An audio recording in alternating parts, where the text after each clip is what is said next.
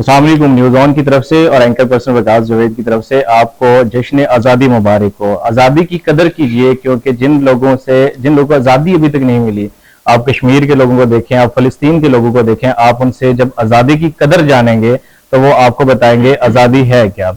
अगर आप अपने पास में चले जाएं, अपने बुजुर्गों के पास आप बैठे, उनसे जानें कि उन्होंने आज़ादी किस तरह हासिल की, कौन कौन सी कुर्बानियां दी उन्होंने। उसके बाद अगर आप आज़ादी के बारे में बात कर रहे हैं, आपके लिए एक सबक यही है, एक देखने वालों के लिए पैगाम है हमारी तरफ से। वो पैगाम ये है कि आने वाली जितनी हमारे पास यंग जनरेशन है, हमारी यूथ है, अगर आप अपने बुजुर्गों से सीख नहीं सकते, आप उनसे पूछ नहीं सकते, कुर्बानियों के बारे में पढ़ नहीं सकते, तो आप एटलीस्ट अपने अपने साथ बैठे हुए हर उस शख्स से जो इस मुल्क से जा चुका हुआ है, इस मुल्क से उसको निकाल दिया गया है, या वो इस मुल्क से किसी वजह से बाहर गया है, वो अपनी नौकरी की खातिर गया है, किसी भी, आप उनसे अपने मुल्क के बारे में जान सकते हैं कि आया इसकी कदर क्या है। इसी तरह हमारे साथ आज पाकिस्तान मुस्लिम लीग नून से नासिर भट्ट साहब हमारे साथ मौजूद हैं। इनसे जानते हैं, इन्होंने भी काफी अरसा दरबदरी निकाली है। तो इसके बारे में इनका क्या कहना है सर? आप पहली दफ़ा 14 अगस्त यहाँ पे बना रहे हैं, ठीक है। एक पिंडी का एक अपना ही लेवल है 14 अगस्त बनाने का, आपने माशाल्लाह अच्छे तरीके से सेलिब्रेट भी किया है। तो इसके बारे में क्या कहते हैं, पाकिस्तान के अंदर सेलिब्रेशन आपने किए हैं? बिस्मिल्लाहिर्रहमानिर्रहीम। 14 अगस्त तो हर दफ़ा मनाते हैं हम, ये नहीं,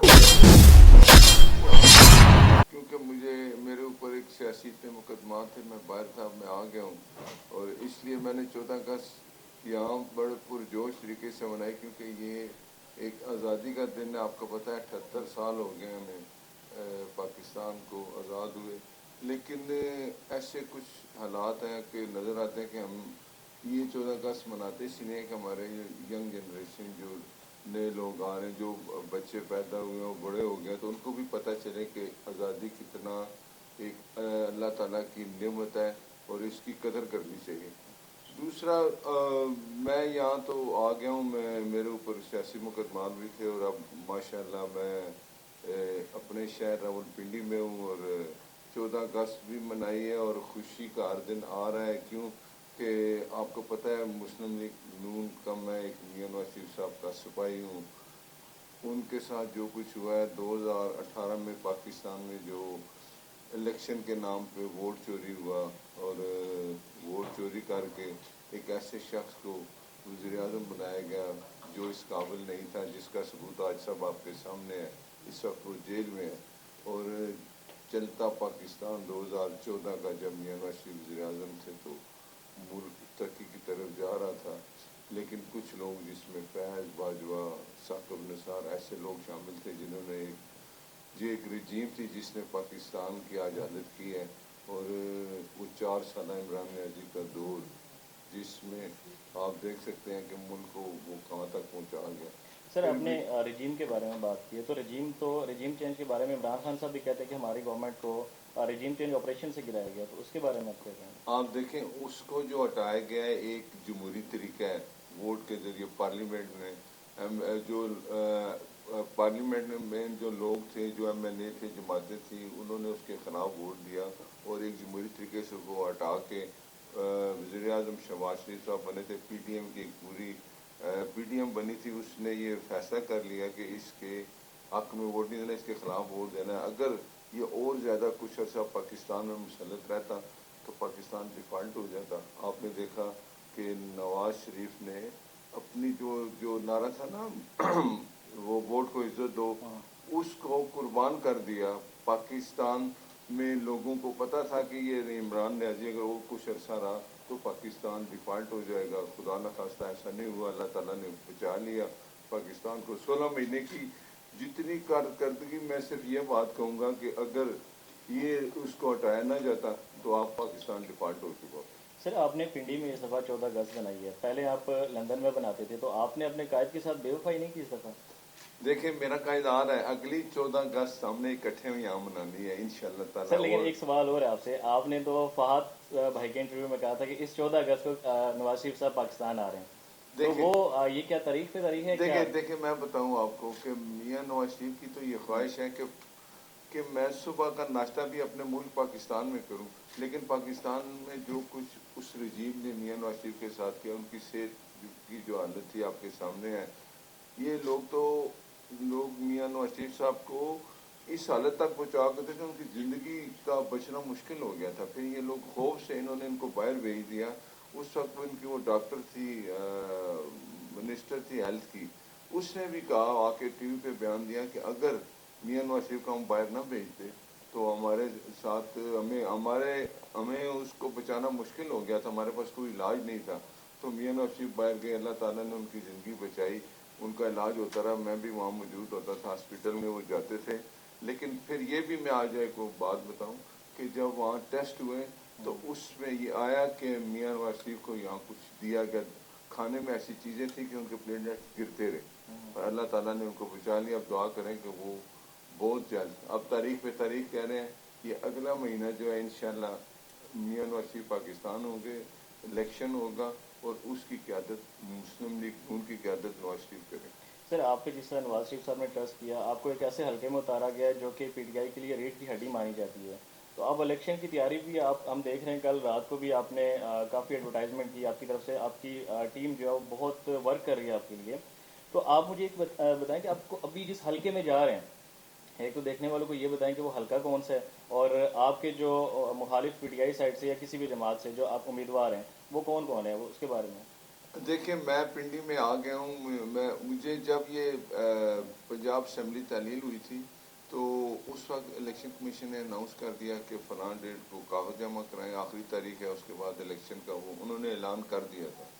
मुझे मेरे कायद ने हुक्म किया कि आप पाकिस्तान जाएं और जाके पंजाब असम्बली में जो इलेक्शन हो रहे हैं पंजाब में उनके लिए आप कागजात जमा कराएं। तो सर अभी आप पंजाब असम्बली से इन फ्यूचर इलेक्शन की तरफ जाएंगे, नेशनल असम्बली की सीट के लिए जाएंगे। तो बात ये, उस वक्त पंजाब असम्बली के इलेक्शन और पंजाब में इलेक्शन हो रहे थे, मैंने कागजात जमा करा दिए। अब आपको पता है कि वो इलेक्शन नहीं हुए। अब एक जो टाइम हो गया है, इस्लामाबाद कौमी असम्बली भी तहलील हो गई है, बाकी सूबों की असम्बलियाँ भी तहलील हो गई हैं, इलेक्शन आ रहे हैं। तो मुझे अब नहीं पता है मेरे कायद ने मुझे कौन सा इलेक्शन लड़ाना है, MNA का लड़ाना है, कोई इलेक्शन उन्होंने मुझे भेजा है, कोई भी इलेक्शन होगा उसके लिए लड़ने के लिए मैं तैयार हूँ। लेकिन शेख रशीद को ये मैं मैसेज इसलिए देता हूँ कि वो एक बेवफा शख्स है, उसने मियां नवाज शरीफ के नाम पे 2 सीटें जीती। यहाँ आपको पता है, शहर वालों को भी पता है, उसने कहा था कि मैं मियां नवाज शरीफ के कदमों में ये सीटें रख लूँगा। जब वो जीता तो उस शख्स ने फिर बेवफाई की, वो मुशर्रफ के साथ मिल गया उसको। ये रावलपिंडी मैं आपको बताऊं एक वफादारों का शहर है, बहादुर लोगों का शहर है, इसकी मिसालें हैं। एक शख्स ये जिसका नाम शेख रशीद है, इसने बेवफाई की, लेकिन इसका ये मतलब नहीं था कि पिंडी शहर बेवफा है। ये पिंडी जो है मुस्लिम लीग नून का गढ़ था, मियां नवाज शरीफ का शहर था। इंशाल्लाह हम ये आने वाले इलेक्शन में साबित करेंगे कि ये मुस्लिम लीग नून मियां नवाज शरीफ का शहर है और रहेगा। और शेख रशीद को सबक देना है कि उसने बेवफाई की। आइंदा आने वाले इलेक्शन में वो आपको कहीं नज़र नहीं आएगा। वो इलाका मोहल्ला गली जहाँ में वो जाके ये शोर डालता था कि मैं नवाज शरीफ के लिए ये सीट जीत रहा हूँ, आप मुझे वोट दें, मैं उनके पाँव कदमों में रख दूंगा। उसने बेवफाई की। अब ये शहर उससे ये बदला लेगा। मैं आपसे वादा करता हूँ कि शेख रशीद को इस लाल वैली से उठा के वोट के ज़रिए हम उसको वापस सराफा बाजार उस जगह भेजेंगे जहाँ वो रहता था, और यहाँ लोगों इंशाल्लाह पिंडी शहर उसको उठा के वोट के ज़रिए, हमारे इधर एक मशहूर नाला लही है उसमें फेंकेंगे वोट के ज़रिए इंशाल्लाह।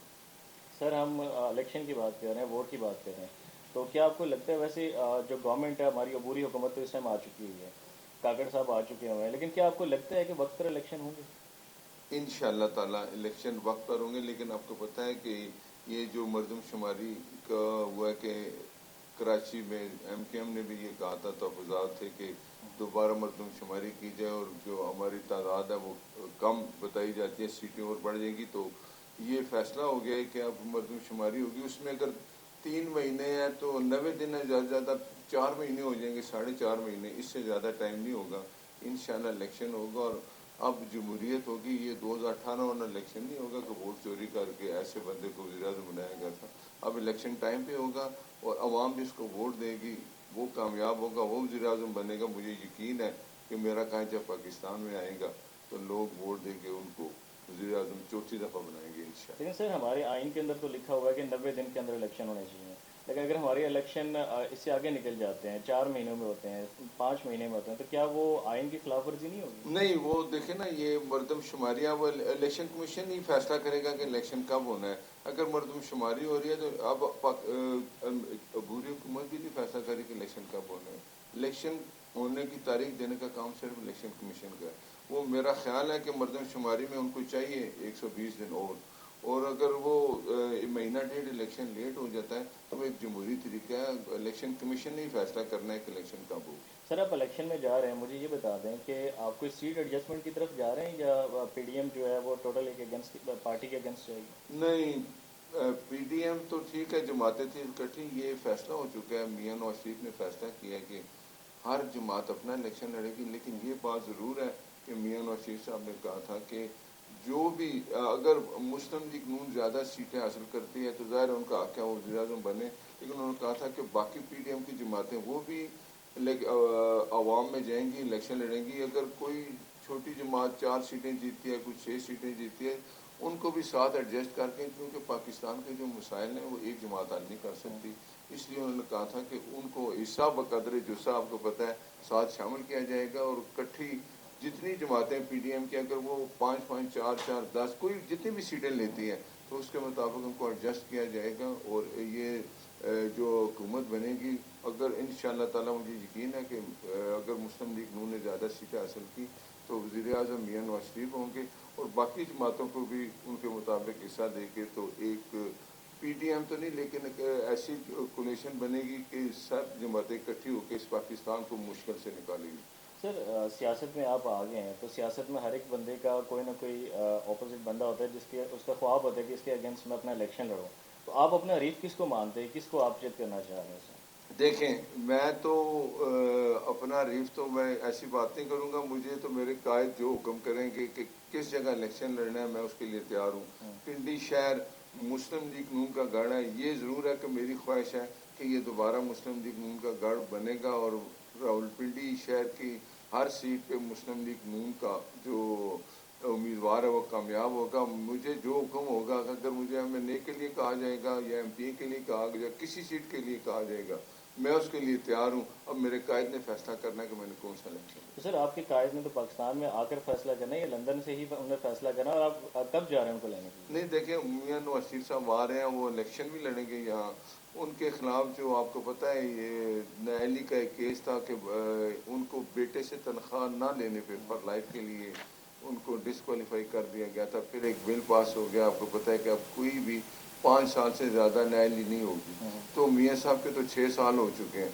तो इंशाल्लाह उनको अब ना सुप्रीम कोर्ट में जाके अपील करनी पड़ेगी ना कुछ।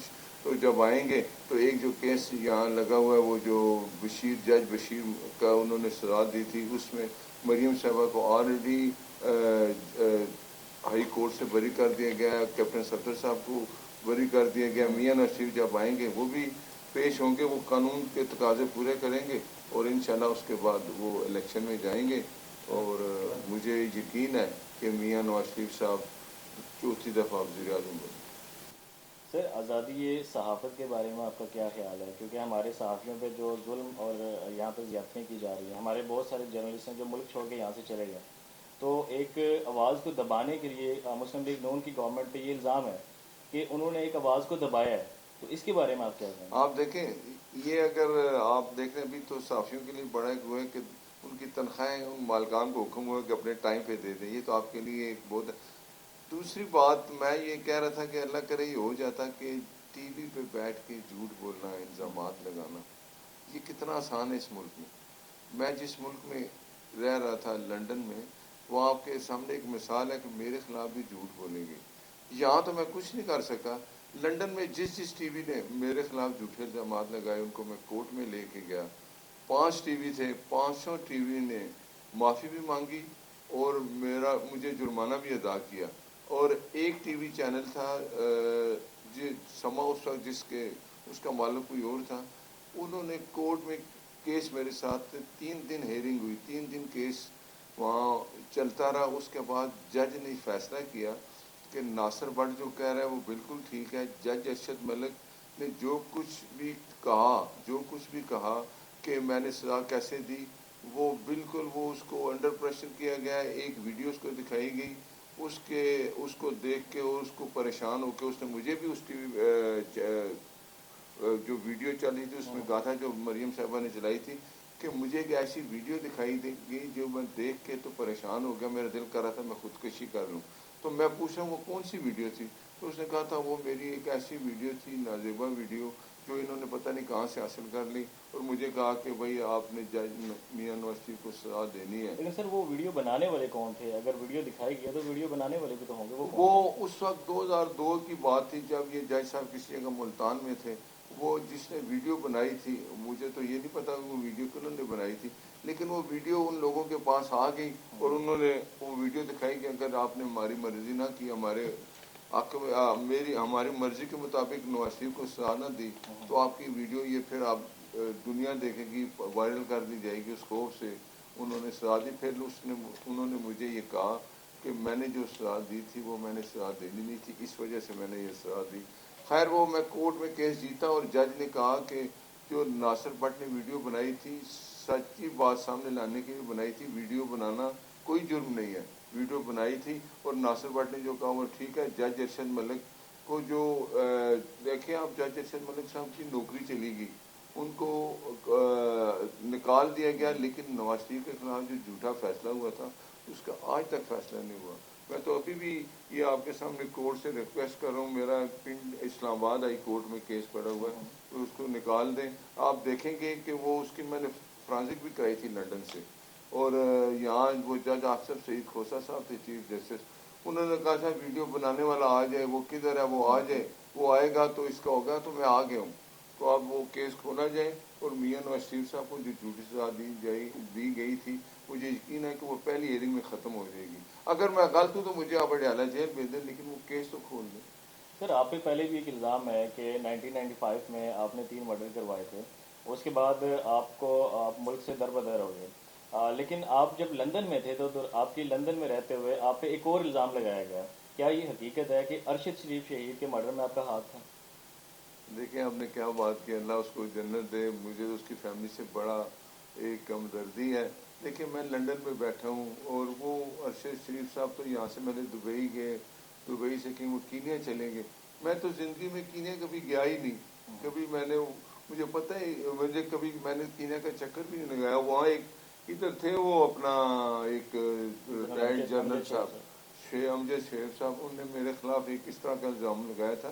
پھر میں نے یہاں ان کے خلاف کیس کیا تھا کہ آپ ثابت کریں, ورنہ آپ کے اوپر میں نے وہ ایک حد کے عزت کا دعویٰ بھی کر دیا تھا. لیکن اگر یہ بات لنڈن میں کوئی بندہ کرتا تو اس کو میں کورٹ میں نہیں جاتا.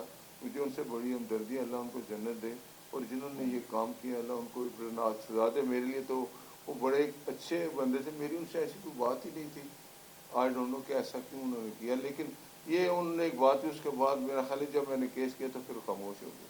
سر ایک چیز اور مجھے بتا دیں کہ آپ نے لندن میں بھی 14 اگست سیلیبریٹ کیا ہے, یہاں پہ بھی کیا, یہاں کا اور وہاں کا ڈفرینس کیا آپ کو ملا, کیا فرق محسوس ہوا آپ کو؟ دیکھیں پاکستان تو ایک جنت ہے بھائی, یہاں ہم پیدا ہوئے, یہی ہمارا سب کچھ ہے. لیکن 14 اگست ہم کیوں مناتے ہیں کہ ہم جو آزادی ہے کہ اب ہم, میرا خیال میں اب بھی ہم آزاد نہیں ہیں, ہم اپنے فیصلے خود نہیں کر سکتے. یہ ایک ووٹ کا جو حق ہے وہ بھی ہمارے پاس نہیں ہے. آپ یہ مثال لے لیں کہ 2018 میں ووٹ ہم نے کس کو دیا, کس کے ڈبے سے نکلا. ہم تو اس یقین کے ساتھ ہیں کہ اللہ تعالیٰ ہمارے ملک کے اوپر رحم کرے, اور مجھے یقین ہے کہ پاکستان اب آگے جائے گا, ترقی کرے گا. فیصلہ جو عوام کرے اس پہ عمل ہونا چاہیے. ووٹنگ اب ہوگی انشاءاللہ, جس کو بھی منتخب کرے گی عوام وہ وزیر اعظم ہوگا. اور مجھے یقین ہے اپنے اللہ پہ کہ آنے والا وقت میاں نواز شریف کا ہوگا. ووٹ کے ذریعے وہ ہماری جماعت جو اکثریت حاصل کرے گی, اور آنے والے وقت میں میاں نواز شریف وزیر اعظم ہوگی. اس میں سر یہ ایک انڈین رائٹر ہیں, بڑا ان کا نام ہے, تو ان کی طرف سے یہ کہا گیا کہ پاکستان 14 اگست کو آزاد ضرور ہو گیا تھا, لیکن وہ ذہنی طور پہ ابھی تک آزاد نہیں ہے. میں یہی تو بات کہہ رہا ہوں جو آپ نے کہا, اسی کے لیے تو میں کہہ رہا ہوں کہ ہم ذہنی طور پہ تو بالکل آزاد ہمیں ہونا چاہیے, ہیں بھی ہیں ہماری ایک.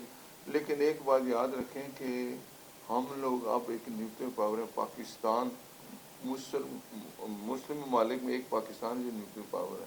آپ دیکھیں کہ ہمارے قائد میاں نواز شریف صاحب اس وقت وزیر اعظم تھے, انڈیا نے جو 6 دھماکے کیے تھے, تو نواز شریف نے 2 دن بعد یہ فیصلہ کیا. بہت بڑا مشکل فیصلہ تھا, بڑا دباؤ تھا امریکہ کا اور باقی دنیا کا کہ آپ نیوکلیر پاور جو ہے وہ یہ دھماکے نہ کریں, لیکن نواز شریف نے یہ فیصلہ کیا ہے کہ اب انشاءاللہ اگر وہ نیوکلیر پاور بن گئے تو ہم بھی ایک نیوکلیر پاور بنے. ہم نے یہ ثابت کیا اور اس کی سزا پھر میاں نواز شریف کو ملی کہ 99 میں ان کی حکومت چلی گئی, پرویز مشرف آ گئے, لیکن ہمیشہ میاں نواز شریف نے اس ملک کا سوچا, اس ملک کی خیر خواہی کا سوچا. مجھے اب بھی یقین ہے کہ اب میاں نواز شریف جب پاکستان آئیں گے, الیکشن ہوگا, لوگ ووٹ دیں گے اور پھر وہ چوتھی دفعہ وزیر اعظم بنیں گے. سر سہیل وڑائی صاحب کے ایک انٹرویو میں ڈاکٹر عبدالقدیر خان جو کہ آئٹم بینک کے پاکستان کے لیے موجود بھی ہیں, انہوں نے کہا کہ نواز شریف کی طرف سے تو ہمیں منع کر دیا گیا تھا کہ آپ نے دھماکے نہیں کرنے, تو اس کا آپ کیا کہیں گے؟ آپ کی تو ماشاءاللہ کلوزنس بھی ہے میاں صاحب کے ساتھ بہت زیادہ, تو آپ کی کبھی اس بارے میں ان کے ساتھ ڈسکشن ہوئی ہے؟ دیکھیں مجھے نہیں پتا سہیل وڑائی صاحب ایسا کبھی نہیں کہہ سکتے, وہ یہاں ایک وہی ہے جس کا نہیں, نام ان کے انٹرویو میں جو ہے وہ ڈاکٹر عبدالقدیر خان نے کی بات کی تھی. نہیں, ڈاکٹر عبدالقدیر خان نے تو یہ کہا تھا کہ نواز شریف نہ ہوتا تو شاید دھماکے بھی نہ ہوتے, پاکستان نیوکلیر پاور بھی نہ بنتا. تو مجھے یہ تو ایک تاریخ ہے کہ میاں کلنٹن جیسے بندے نے 5 فون کیے کہ میاں نواز شریف کو کہ ہم پاکستان کو اتنے ارب ڈالر دے دیں گے, آپ یہ جو ہے نا دھماکے نہ کریں, لیکن میاں نواز شریف نے ان کی بات نہیں مانی. یہی تو ایک تاریخ ہے کہ میاں نواز شریف نے ہمیشہ ملکی مفاد اور اس پاکستانی عوام کی بہتری کے لیے فیصلے کیے. اور وہ اگر دیکھیں ذوالفقار علی بھٹو نے اس کی شروعات کی تھی اور میاں نواز شریف نے اس کو انشاءاللہ ایک کامیابی کے ساتھ پاکستان کو نیوکلیر پاور بنایا. آج ہماری طرف کوئی نہیں دیکھتا, انڈیا نہیں دیکھ سکتا میلی آنکھ سے, اس کی وجہ یہ کہ ہم ایک نیوکلیر پاور. سر آخر میں آپ 14 اگست کے حوالے سے کوئی پیغام دینا چاہیں, کیونکہ آپ کا وقت زیادہ تر لندن میں گزرا ہے, تو دیار غیر میں رہتے ہوئے کیا فیلنگز ہوتی ہے بندے کی جب اپنے ملک سے آپ دور رہتے ہیں؟ تو آپ کو ایک آزادی کی قیمت ضرور چکانی پڑتی ہے, آپ کی ایک الگ فیلنگز ہوتی ہیں جب آپ پاکستان کے اندر رہ کے کام کرتے ہیں کہ آپ کی ایک الگ سے فیلنگز ہیں, تو یہ آپ نے کیسا محسوس کیا وہاں پہ رہ کے؟ نہیں بالکل, دیکھیں آزادی بہت بڑی نعمت ہے. ہم باہر رہتے ہیں, ہم جو بھی مرضی کر لیں, آخر ہمیں یہی کہا جاتا ہے کہ یہ غیر ملکی ہے. آزادی بہت بڑی نعمت ہے, اس کی قدر کرنی چاہیے. ہمارے بزرگوں نے قربانیاں دی, اپنی جانیں دیں اور یہ ملک حاصل کیا, ہمیں اس کی قدر کرنی چاہیے. اور مجھے یہ یقین ہے اپنے اللہ سے کہ پاکستانی عوام اب اس قدر یہ جو آزادی ہے اس کی قدر کو مد نظر رکھتے ہوئے اپنے لوگ جو ہے نا, جب میں آپ کو بتاؤں اپنے لوگ اس طرح کی جو افواہیں اڑاتے ہیں, اپنے لوگ نہ ملیں تو باہر کے ملک ہمارا کچھ نہیں کر سکتے. انشاءاللہ مجھے یقین ہے اللہ تعالیٰ پہ کہ یہ ہماری آزادی قائم رہے گی اور ہمارا پاکستان ترقی کرے گا. اور عوام آزادی یہ ہے کہ عوام جس کو ووٹ دے اس کو منتخب ہونا چاہیے, وہ ملک کی خدمت کرے. 5 سال جمہوری حق ہے کہ جو بھی وزیر اعظم آئے وہ 5 سال گزارے, اور مجھے یقین ہے کہ اس طرح کی اگر کنٹینیوٹی 3-4 دفعہ 5-5 سال حکومت جو بھی حکومت ہے وہ گزارا چلے, اور عوام پھر فیصلہ کریں گے کہ ملک کے لیے اچھا کون ہے اور کس کو ووٹ دینا چاہیے, اور پاکستان کی مضبوطی جمہوریت میں ہے. سر آپ کو لگتا ہے کہ ہم واقعی حقیقی معنوں میں ہم آزاد ہیں؟ دیکھیں ہم حقیقی معنوں میں آزاد ہو جائیں گے اگر ہم کوشش کریں گے, کامیاب ہوں گے. ایک ایجنڈا ہونا چاہیے کہ پاکستان کی ترقی کا راز صرف جمہوریت میں ہے. اکٹھے ہو کر اگر ہم باہر کی دنیا کا مقابلہ نہیں کریں گے تو ہمیں پھر لوگ آگے نہیں جانے دیں گے. کوئی بھی نہیں چاہتا دنیا کے ہم پاکستان ترقی کریں اور آگے جائیں. ہمیشہ بیرونی طاقتیں ضرور کوشش کرتی ہیں, لیکن ہمارے اندر سے اگر لوگ شامل نہ ہوں تو ہمیں باہر سے کوئی خطرہ نہیں ہوگا. مجھے یقین ہے آنے والا وقت پاکستان کے لیے بہتری اور ملک کی ترقی کے لیے پاکستانی عوام اکٹھے ہوں گے. سر باتوں میں ایک آپ سے آخری سوال کرتے چلیں کہ ابھی ایک عبوری سیٹ اپ لایا گیا ہے جس کا کام الیکشن کروانا ہے, تو کیا اس کے لیے پرائم منسٹر شہباز شریف صاحب نے میاں نواز شریف کے ساتھ کوئی مشورہ کیا تھا یا کوئی کیونکہ جو ابھی وزیر اعظم ہمارے آئے ہیں ان کا تو لسٹ میں نام ہی موجود نہیں تھا, تو کیا یہ کہا جا رہا ہے کہ ایک پرچی آئی ہے, پرچی کے تھرو نام سلیکٹ ہو گیا ہے؟ نہیں دیکھیں ایک طریقہ ہے کہ اپوزیشن لیڈر اور جو اس وقت کے وزیر اعظم ہوتے ہیں وہ آپس میں فیصلہ کرتے ہیں. اگر وہ فیصلہ نہ ہو سکے تو پھر ایک اور پارلیمانی کمیٹی بنتی ہے, وہ بھی فیصلہ نہ کرے تو پھر الیکشن کمیشن کرتا ہے. اور دیکھیں یہ ایک جمہوری طریقہ ہے جس کا نام دونوں جماعت اپوزیشن اور حکومت نے اگر ایک نام پہ اتفاق کر لیا ہے تو ہمیں بھی اس پہ یقین کرنا چاہیے. وہ 90 دن ہے یا ایک مہینہ ڈیڑھ زیادہ ہو جائے گا, الیکشن ہوں گے, جمہوری जो आता है सेटअप वो सिर्फ इलेक्शन कराने के लिए आता सर कल एक इंटरव्यू में अपोजिशन लीडर राजा रियाज साहब ने कहा कि इस्टेब्लिशमेंट जाने और अब काकड़ साहब जाने, तो क्या अभी भी कोई इस्टेब्लिशमेंट की अमल दखल है, आपको लगता है सर? है। नहीं देखिए, इस्टेब्लिशमेंट का अमल दखल तो आपके सामने है, नहीं होना चाहिए। ये भी एक जमातों का ही फैसला होना चाहिए। अगर सब जमातें इकट्ठी हो जाएं तो फिर इस्टेब्लिशमेंट कभी इन्वॉल्व नहीं हो सकती। हम लोग ही कसूरवार है। मैं आपको फिर कहता हूँ कि जमहूरियत में ही पाकिस्तान की फतह है, पाकिस्तान की कामयाबी है।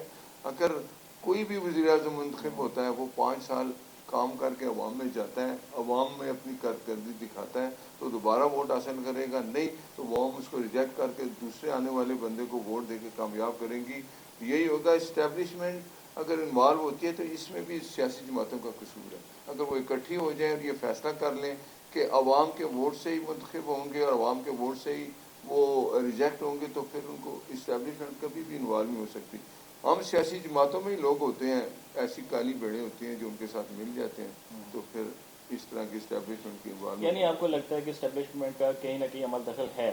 वो तो नज़र आता है आपको, और नहीं होना चाहिए, नहीं होना चाहिए। और इस्टेब्लिशमेंट का अमल दखल उसी सूरत ख़त्म होगा कि जितनी पाकिस्तान की सियासी जमातें एक फ़ैसला कर लें कि जो अवाम का फ़ैसला होगा वो मानेंगे, इस्टेब्लिशमेंट की तरफ नहीं देखेंगे, तो इस्टेब्लिशमेंट नहीं होगा। सर आखिर पे एक सवाल आपसे आखिरी हमारा ये पूछना चाहेंगे, आप नवाज शरीफ साहब के बहुत ज़्यादा क्लोज हैं, तो आपको मुझे उम्मीद है कि आप जो है हमें कोई ना कोई सरप्राइज़ देने जा रहे हैं, आपके वो कब आ रहे हैं, तो कोई तारीख ही बता दें सर। देखें, मियां नवाज शरीफ साहब, मैं बार बार कह चुका हूँ कि वो इलेक्शन जब भी अनाउंस होगा, इलेक्शन कमीशन, तो मुस्लिम लीग नून की क़यादत मियां नवाज शरीफ करेंगे। चाहे वो इलेक्शन कमीशन जब अनाउंस, मुझे यकीन है कि अगला महीना सितंबर का मियां नवाज शरीफ पाकिस्तान में होंगे। 15 को आ जाएं, 16 को आ जाए, सितंबर की 15-16 तारीख को मियां नवाज शरीफ पाकिस्तान में होंगे। Thank you sir.